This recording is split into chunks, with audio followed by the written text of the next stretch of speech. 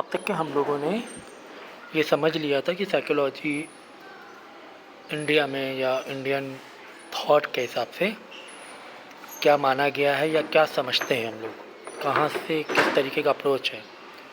ठीक है, तो देखो यहाँ पर कुछ और भी स्कॉलर्स हैं, जैसे doctor N Sen Gupta, a Harvard train scholar was appointed as the first faculty he had worked. मतलब जो हार्वर्ड स्कॉलर जो ट्रेन स्कॉलर थे वो पहले समझो पहले फैकल्टी थे। He had work with the Hugo Munsterberg, a direct student of Wundt. In 1929, he moved to Lucknow University. He authored Introduction to Social Psychology with Radha Kamal Mukherjee. The early research at Calcutta was dominated with the issues emerging in the context of work, Wundt, Kulpe, Fechner, Ebbinghaus, and others. An Indian Psychological Association was formed in 1925 and the Indian General Psychology started in 1926. तो बताएं psychology association बनी, फिर वहाँ से Indian journal start हुए psychology के 26 में 1926 में 100 साल हो गए लगभग। The first doctorate in psychology was awarded Girindra Shekhar Bose in Calcutta 1922।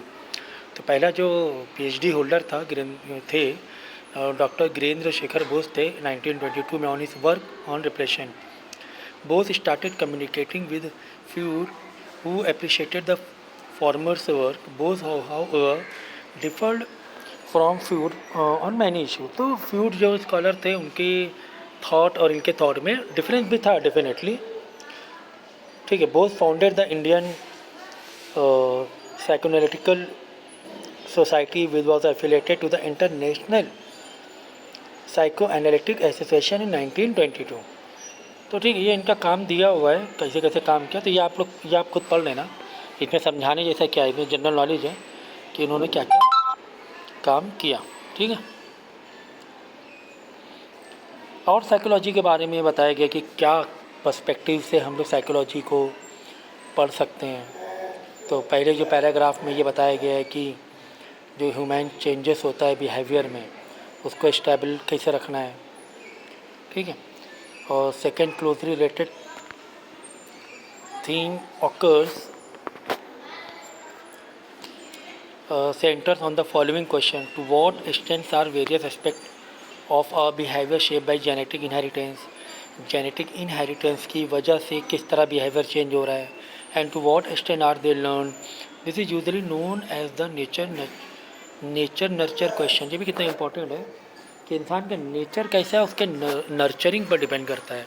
उसका नर्चरिंग मतलब किस तरीके से उसको पाला पोसा गया है, कैसे बचपन में उसके गार्जियन ने उसको किस तरह बड़ा किया, तो उसका नेचर वैसे डेवलप होता है। ठीक है ना। So does aggression stem primarily from innate tendencies और it is the result of experiences that trigger it is given situation? The answer to such question is not one suggestion that either experience और heredity dominate। तो heredity से आया है, experiences से आया है। अगर कोई इंसान का नेचर ट्रिगर है, जल्दी उसको रिएक्ट कर रहा है वो, ठीक है, तो ये जो बिहेवियर में चेंजेस है, जल्दी गुस्सा हो रहा है, जल्दी एग्रेसिव हो रहा है, तो ये कैसे आया। तो दूसरा जो थर्ड, तो सेकेंड पैराग्राफ में बताया कि क्या ये जेनेटिक और या नर्चर और नेचर की वजह से, और क्या पर्सपेक्टिव है। The third theme deal with the rationality versus irrationality. Rationality मतलब जो उतार चढ़ाव होते हैं, जो चेंजेस होते हैं, तो बोलते हैं रेशनलाइज, और versus irrationality. Consider this, have you ever under estimated the amount of time it would take you to complete the task? Have you ever lashed out the another person, not because of something he or she did or said, but simply because you were in a rotten mood? Psychologists are fascinated by these and other illustrations of the fact that we are not always perfectly logical, because such behavior often offer insight into how the mind works. So be on the lookout of these three grand issues. They are central question have captured the attention of psychologists for decade. तो तीन जो questions हैं, जो तीन जो issues हैं, पहला तो इश्यूज़ ये है कि स्टेबिलिटी वर्सेस चेंजेस। इंसान अब स्टेबिलिटी और चेंजेस को ये समझ सकते हो कि as we know at present जो मोबाइल का ज़माना है, सोशल मीडिया का ज़माना है, यहाँ पर मूड स्विंग का एक देखो काफ़ी वर्ड आप सुन रहे होंगे, मूड स्विंग। तो ये मूड स्विंग जो हम लोग देखते हैं खासकर फीमेल के बिहेवियर में देखते हैं कि सडनली उनका मूड है ना स्विंग हो जाता है, ठीक है। तो यही है स्टेबिलिटी एंड चेंजेस। तो ये एक बड़ा इशू है। फिर सेकंड में हम देख रहे हैं कि कोई किसी का बिहेवियर ट्रिगर हो रहा है। क्या हो रहा है? ट्रिगर, सडनली गुस्सा आ रहा है तेज़। तो ये इसको किस तरीके से हम डील करें। और जो तीसरा जो इशू है वो रेशनैलिटी एंड इरेशनैलिटी से रिलेटेड है कि इंसान का बिहेवियर रेशनल होना चाहिए, डेफिनेटली रेशनल होना चाहिए। अब रेशनल का मतलब कि डिफरेंट सिचुएशन पे डिफरेंट सिचुएशन में डिफरेंट तरीके से डील करना है। हमारा बिहेवियर हमें वैसा डील करने के लिए पहले से ही तैयार रहना चाहिए कि सडनली कोई बात हो गई, कोई दुख हो गया, कोई एक्साइटमेंट वाली न्यूज़ आ गई, कोई दुख वाली न्यूज़ आ गई, या something bad happened. So how to deal those situation? Sometime, basically among the women when they got older, they got too irritated for their age or for their look, because they are very look conscious. तो वो एक उनको एक behaviour फिर उनका चिड़चिड़ापन आ जाता है एज दे गेट ओल्ड। तो ये चीज़ें हमें देखने को मिलती हैं। तो ये जो ये वाले 3-4 जो इश्यूज़ हैं ये साइकोलॉजिस्ट के लिए क्या है, मेन इशू है। और इसको डील करने के लिए उन्होंने काफ़ी सारी थ्योरीज बताई है। देखो अब लाइन वाइज तो नहीं पढ़ा सकते हैं क्योंकि हायर स्टडीज़ है तो लाइन वाइज नहीं पढ़ा सकते, बट यहाँ पे यही बताया गया है कि अबाउट दी जो मेन जो 3 स्ट्रेटजीज़ हैं तो साइकोलॉजिस्ट ने कैसे डील किया, उनको डील कैसे करना है, क्या स्ट्रेटजीज़ रखनी है। उन्होंने कॉग्निटिव जो मेंटल है हमारा मेंटल है उस पर स्टडीज़ की, उस पर बहुत सारी थ्योरीज दी हैं। फिर बायोलॉजिकल फैक्टर भी बताए हैं, फिर नर्चरिंग वाला फैक्टर भी बताया है, हम किस सोसाइटी में रहते हैं, वो भी एक बिहेवियर हमारे बिहेवियर को डेवलप करने में ये होता है, यूज़ होता है कि हमारा कल्चर कैसा है, उसका भी मतलब पीछे से यूज़ है उसका, कि जैसे हमारी जिस सोसाइटी में हम लोग रहते हैं वैसे हमारा बिहेवियर हो जाता है। अगर आप है ना थोड़ी सी लोकल सोसाइटी में जाओगे, लोकल सोसाइटी में तो छोटे बच्चों का बिहेवियर देखोगे ना, they are very angry, they always triggered for the small things,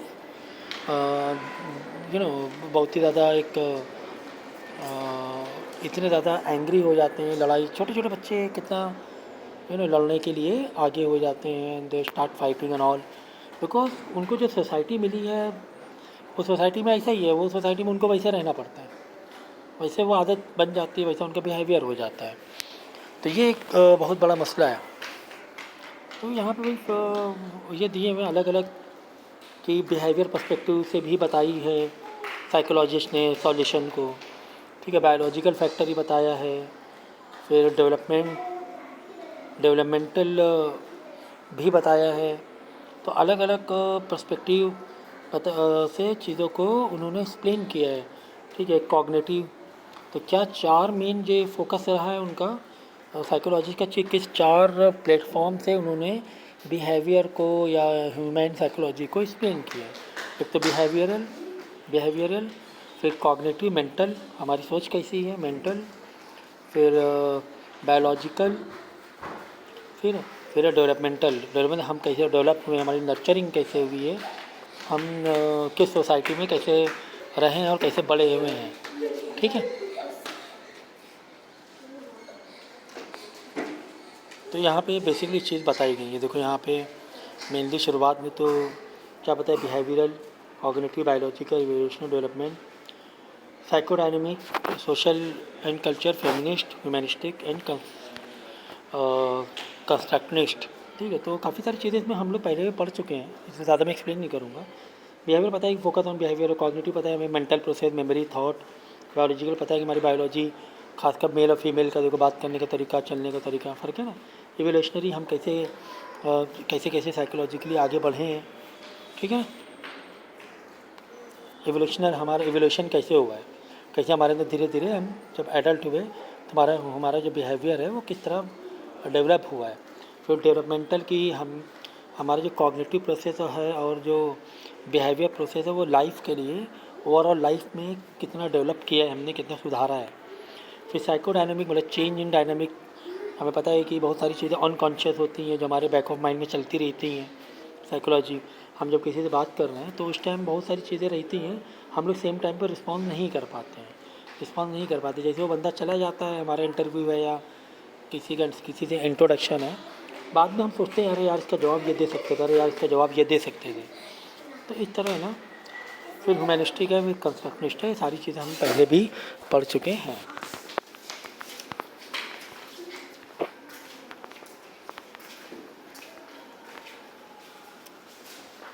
अब यहाँ पे देखो अलग अलग, ये भी मैंने सब बता दिया मैंने, क्लिनिकल साइकोलॉजी एजुकेशनल, अलग अलग बैकग्राउंड से अलग अलग उससे है ना किस तरह साइकोलॉजी को ट्रीट किया गया है ना। एजुकेशनल भी, क्लिनिकल भी, डेवलपमेंटल भी, कॉग्निटिव साइकोलॉजी भी, ये सारी चीज़ें पहले पढ़ चुके हैं दूसरी वाली बुक से। ये भी पढ़ चुके हैं psychology and diversity, multi cultural perspective, अलग अलग कल्चर में अलग अलग तरीके से साइकोलॉजी देखते हैं। यहाँ पे देखो क्या वायलेंस है, बहुत से सोसाइटी में लोग वायलेंस देखते हैं, ठीक है, लेकिन अगर आप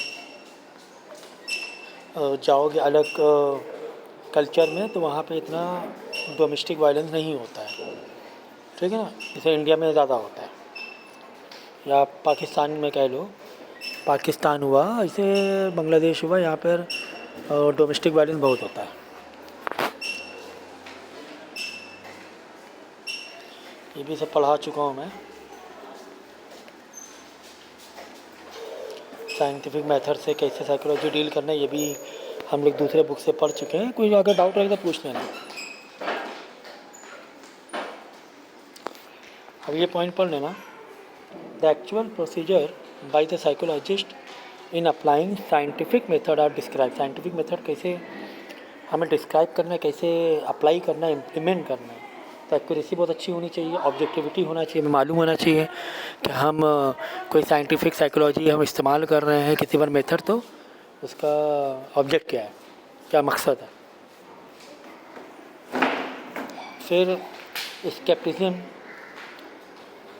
स्केप्टिज्म मतलब कि एक कमिटमेंट करना to accepting finding as accurate only after they have been verified over and over again, preferably many different scientist. तो हमें एक्सेप्ट करना पड़ेगा कुछ भी जो हम लोग है ना पता कर रहे हैं कि यार इसको अगर साइकोलॉजिकली कोई प्रॉब्लम है, इसको ये बीमारी है, तो उसका एक्सेप्ट करना बहुत ज़रूरी है, तभी हम अपने आप को सही कर पाएंगे। हम एक्सेप्ट नहीं करेंगे, नहीं मेरे साथ ये नहीं हो सकता है, हमें ये प्रॉब्लम नहीं हो सकती है, हमें ये मेंटल इशू नहीं हो सकता है, तो ऐसा नहीं चल पाएगा।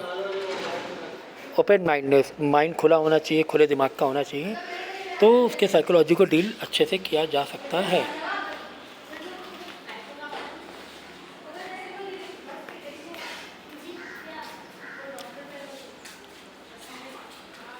अब ये अलग अलग थ्योरीज दिया हुआ है तुम्हें, ठीक है।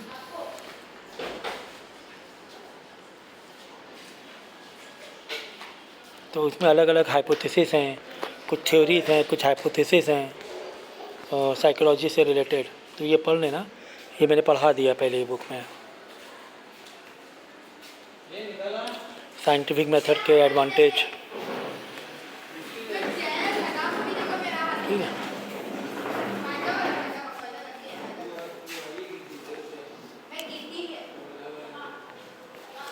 पढ़ लेना ये सब।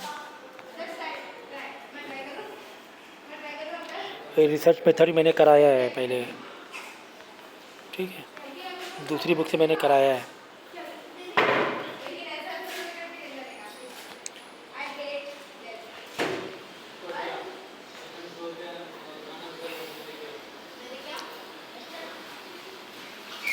कोरिलेशन भी बताया मैंने, ठीक है। तो खैर आप पढ़ लेना, और वैसे ये सब मैंने पहले बुक से पढ़ा दिया। फिर भी अगर इसमें भी कोई डाउट है तो डाउट ज़रा पूछा करो, डाउट पूछना अच्छी बात है, डाउट पूछा करो, ठीक है। आप डाउट नहीं पूछते हो ये सही नहीं है।